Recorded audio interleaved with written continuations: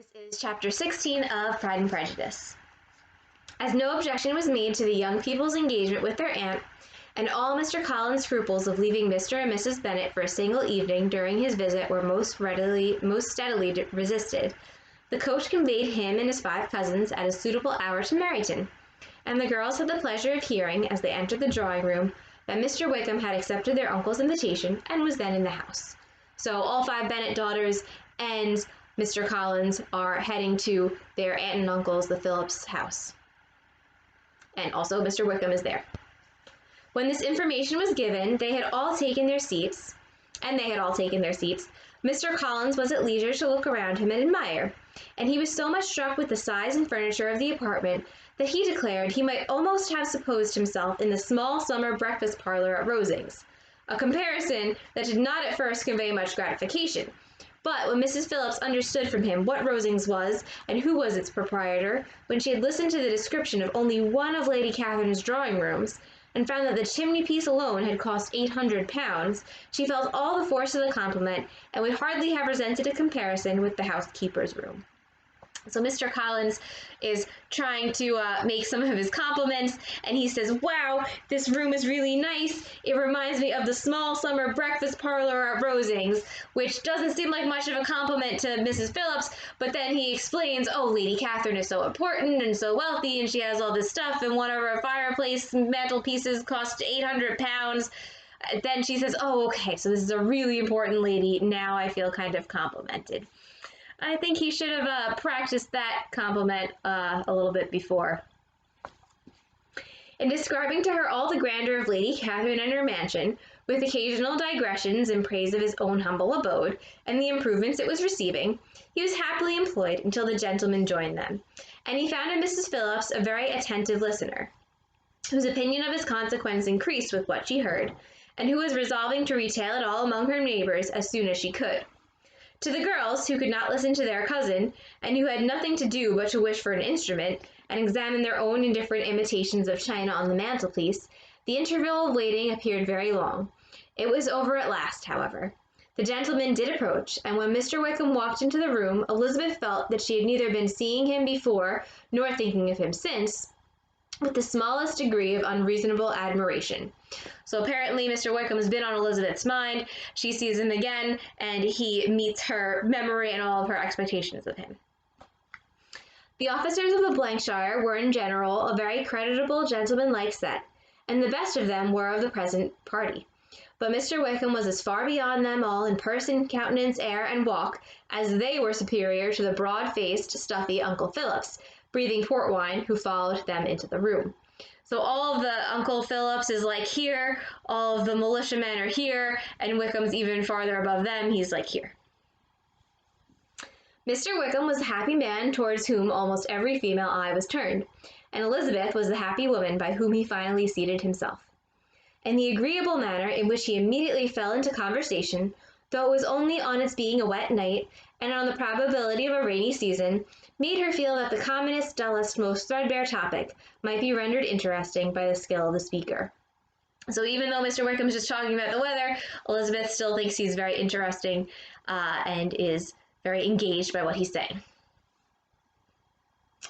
With such rivals for the notice of the fair as Mr. Wickham and the officers, Mr. Collins seemed to sink into insignificance.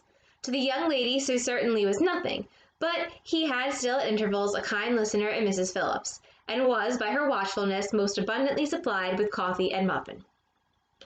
When the card tables were placed, he had an opportunity of obliging her in return by sitting down to whist. "I know little of the game at present," said he, "but I shall be glad to improve myself, for in my situation of life—" Mrs. Phillips was very thankful for his compliance, but could not wait for his reason.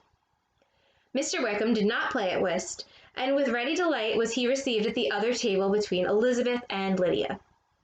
At first there seemed danger of Lydia's engrossing him entirely, for she was a most determined talker, but being likewise extremely fond of lottery tickets, she soon grew too much interested in the game, too eager in making bets and exclaiming after prizes, to have attention for any one in particular.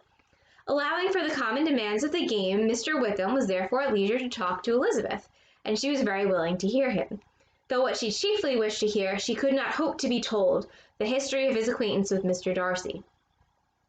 She dared not even mention that gentleman. Her curiosity, however, was unexpectedly relieved. Mr. Wickham began the subject himself. He inquired how far Netherfield was from Meryton, and after receiving her answer, asked in a hesitating manner how long Mr. Darcy had been staying there.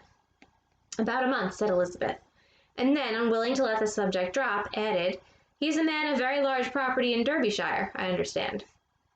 "Yes," replied Wickham. "His estate there is a noble one, a clear 10,000 per annum. You could not have met with a person more capable of giving you certain information on that head than myself, for I have been connected with his family in a particular manner from my infancy." So apparently, Mr. Wickham has known Mr. Darcy since he was a baby. Elizabeth could not but look surprised. "You may well be surprised, Miss Bennet, at such an assertion, after seeing, as you probably might, the very cold manner of our meeting yesterday.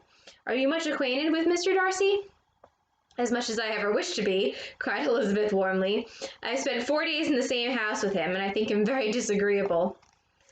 "I have no right to give my opinion," said Wickham, "as to his being agreeable or otherwise. I am not qualified to form one. I have known him too long and too well to be a fair judge. It is impossible for me to be impartial, but I believe your opinion of him would in general astonish, and perhaps you would not express it quite so strongly anywhere else. Here you are in your own family." Upon my word, I say no more here than I might say in any house in the neighbourhood, except Netherfield. He is not at all liked in Hertfordshire. Everybody is disgusted with his pride. You will not find him more favourably spoken of by anyone." So Wickham he's kind of hesitating. There's definitely something negative going on with him and Mr. Darcy, but he says, "I think that most people would be surprised to hear you, Elizabeth, say that he's not well liked." "I cannot pretend to be sorry," said Wickham, after a short interruption, "that he or any man should not be estimated beyond their deserts, but with him I believe it does not often happen. The world is blinded by his fortune in consequence, or frightened by his high and imposing manners, and sees him only as he chooses to be seen. I should take him, even on my slight acquaintance, to be an ill-tempered man." Wickham only shook his head. "I wonder," said he, at the next opportunity of speaking, "whether he is likely to be in this country much longer. I do not at all know, but I heard nothing of his going away when I was at Netherfield. I hope your plans in favour of the shire will not be affected by his being in the neighbourhood." "Oh no, it is not for me to be driven away by Mr. Darcy. If he wishes to avoid seeing me, he must go. We are not on friendly terms, and it always gives me pain to meet him. But I have no reason for avoiding him but what I might proclaim to all the world, a sense of very great ill-usage, and most painful regret at his being what he is. His father, Miss Bennet, the late Mr. Darcy, was one of the best men that ever breathed, and the truest friend I ever had. And I can never be in company with this Mr. Darcy without being grieved to the soul by 1,000 tender recollections. His behaviour to myself has been scandalous, but I verily believe I could forgive him anything and everything, rather than his disappointing the hopes and disgracing the memory of his father." So now we get a little bit more information from Wickham. He says that Mr. Darcy's father, Mr. Darcy Sr., was very kind to him, was very friendly and very close with him, and that he really respected him. And although he doesn't like Mr. Darcy, he's hesitant to share that because it would ruin Mr. Darcy Sr.'s reputation and all of his good feelings about Mr. Darcy Sr. Elizabeth found her interest of the subject increase, and listened with all her heart, but the delicacy of it prevented further inquiry. So Elizabeth wants to know more, but she doesn't really feel comfortable asking him more because it's clearly a personal matter.